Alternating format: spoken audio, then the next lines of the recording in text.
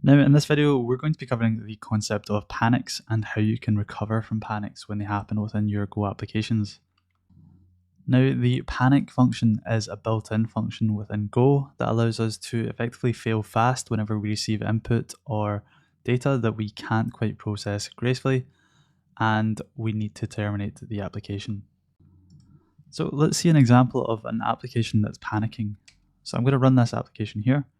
It's calling this panic built-in keyword and passing in a as the string argument here. And as you can see, when I call go run main.go, it's going to panic.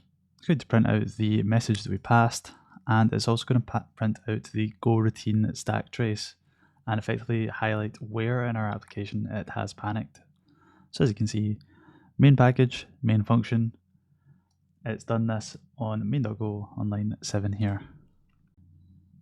Now let's take a deeper look at this. So let's create a new function. So let's call it I panic easily. And let's do the following. So let's do panic. I panic easily. And let's instead call I panic easily here. Let's clear this and run the application again. So go run main.go. And as you can see, it's given us a more involved go routine trace back up to the function that we are calling. And then it's highlighted where in the main.main function here that we've actually called this function. Cool. So the trace it's given us is quite useful in telling us exactly where in our program or our application it has panicked. And it's also highlighted the chain of functions. So we've called this from the main function into the I panic easily function. Let's add another function and let's call it my awesome function, as I have no better ideas for a name of a function. And let's change it to call I panic easily here.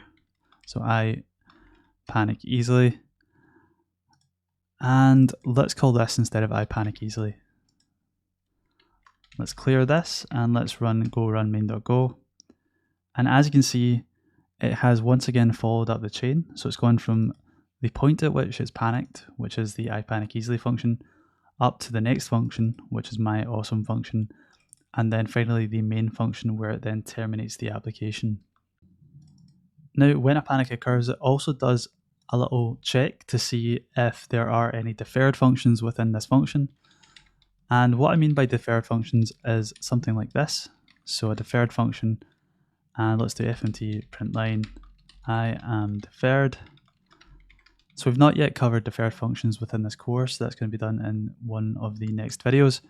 However, to boil it down, a deferred function is a function that is going to execute at the end of a function's execution path. So like it's going to work through all of the steps. So it's going to try call the panic function.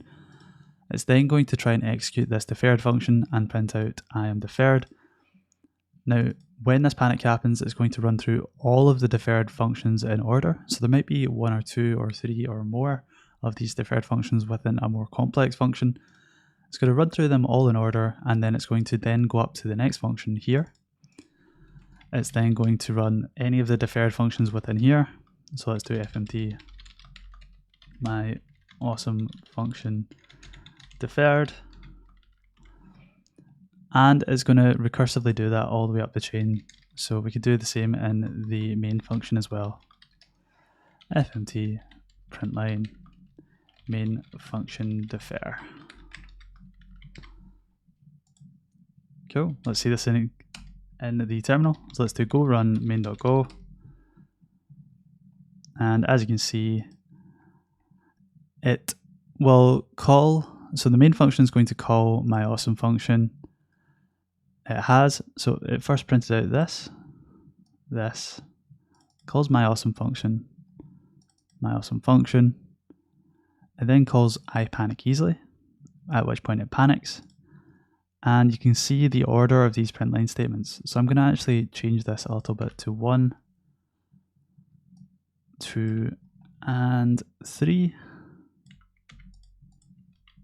Let's run this again, and you can see in the print lines, it's done the first deferred function here, It's then walked up the chain to the caller of the ipaniceasily function.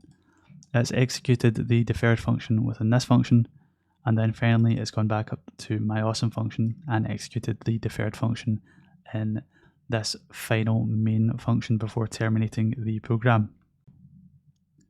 Now, why am I mentioning this? Well, this is actually really good if we've got things like connections to the database.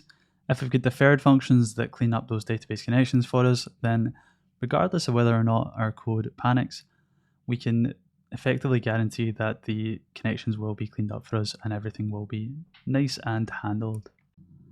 Now, aside from ensuring that these deferred functions are called, the other thing we can effectively do is to try and recover from a panic. So let's say within my awesome function, we wanted to ensure that the application did not panic, even though we were calling a function that could panic / does panic. We know it panics, but this is just an example. Now, if I wanted to recover from this potential panic, we could do something like if r, and we could use the built-in recover function. We could check to see if r is nil. If it's not nil, then we can say fmt println recovered from a small panic, like so. Let's clear the terminal and try and run this again. So go run main.go. And as you can see, it has walked through the chain. So the main function has called my awesome function. My awesome function has then called ipaniceasily. Ipaniceasily has then panicked, and it's called its deferred function, which has printed out the 1, which you can see here. We can then see my awesome function then calls the deferred function, and it will say, I've tried to recover from this panic, and I've printed out that I have recovered. And then finally, the third function, so the main function, will execute as normal, and it will still execute this deferred function regardless of whether or not there was a panic, because it has reached the end of its execution. Now, just to highlight this, let's say finished main function successfully. Let's comment this out and let's do fmt println 2 just to revert this for a moment. Let's clear this, go run main.go, and as you can see, when we don't call the recover function, the main function does not get to this line of code and doesn't execute the fmt.println statement. So finished main function successfully is never printed out.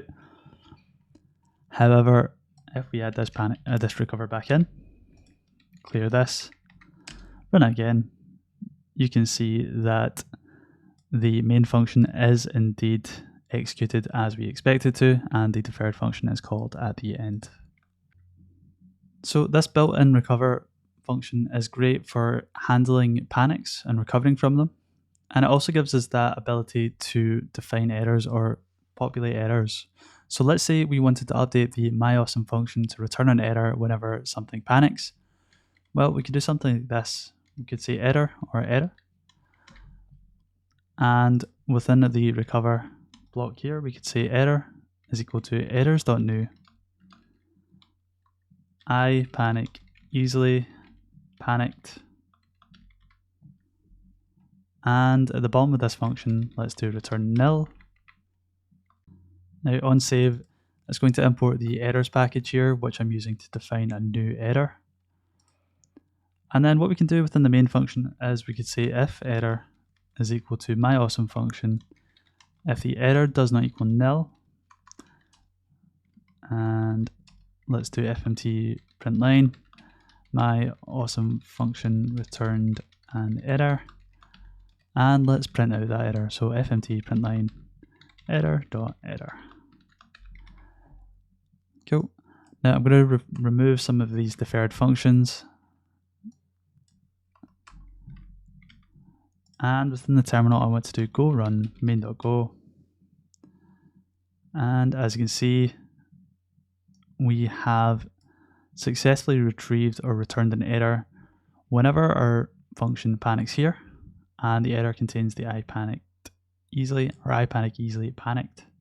which we've then printed out within the main function here.